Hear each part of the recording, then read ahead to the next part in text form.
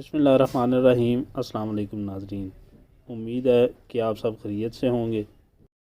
ناظرین، سیب کا سرکہ اپنی بے پناہ افادیت کی وجہ سے بطور دوا بہت سے امراض کے لیے استعمال کیا جاتا ہے۔ آج کی ویڈیو میں ہم آپ کو بتائیں گے 5 امراض کے حوالے سے کہ ان کے خلاف آپ سیب کا سرکہ کس طرح استعمال کر کے فائدہ اٹھا سکتے ہیں۔ اگر آپ معدے کے مریض ہیں، معدے میں تیزابیت اور بدہضمی کی شکایت رہتی ہے، تو آپ کھانے کے درمیان 2 چمچ سیب کا سرکہ 1 گلاس پانی میں ملا کر استعمال کیا کریں۔ اس سے آپ کے معدے کی تیزابیت ختم ہوگی اور ہاضمے کا نظام انشاءاللہ درست ہو جائے گا۔ وزن کو کم کرنے کے لیے سیب کا سرکہ انتہائی مفید ہوتا ہے۔ اس میں موجود ایسٹک ایسڈ خوراک کی خواہش کو کم کر کے میٹابولزم کو تیز کرتا ہے۔ یہ ہمارے نظام ہضم کو بھی تیز کرتا ہے۔ جو افراد وزن کم کرنا چاہتے ہیں وہ صبح خالی پیٹ سبز چائے کا قہوہ بنائیں، اس میں 2 چمچ سیب کا سرکہ ملا کر روزانہ استعمال کریں۔ انشاءاللہ اس کے استعمال سے دن بدن آپ اپنے جسم میں بہتری محسوس کریں گے۔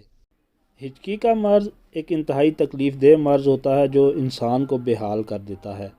اگر آپ کو ہچکی ہے اور آپ بہت سی ادویات کا استعمال کر چکے ہیں اور کوئی افاقہ نہیں ہو رہا، تو آپ 1 چمچ سیب کا سرکہ استعمال کر لیں۔ انشاءاللہ اس کا کھٹا ذائقہ ہچکیوں کو روک دے گا۔ در حقیقت یہ سرکہ ان عصبی خلیوں کو روک دیتا ہے جو ہچکیوں کا باعث بنتے ہیں۔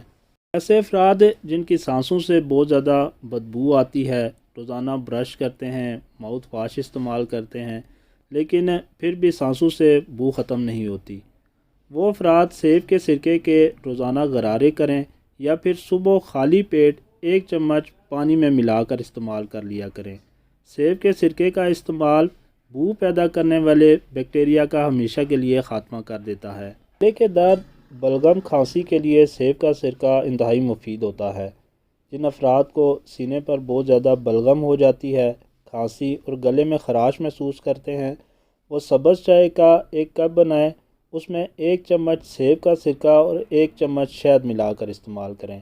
انشاءاللہ اس کا استعمال آپ کے گلے کے درد، کھانسی اور بلغم کو ختم کر دے گا۔ اسی کے ساتھ مجھے اجازت دیں، ایک نئی ویڈیو میں ایک نئے موضوع کے ساتھ پھر آپ سے ملاقات ہوگی۔ اپنا اور اپنا چاہنے والوں کا ضرور خیال رکھیں۔ اللہ پاک سب کا حامی و ناصر ہو۔ السلام علیکم۔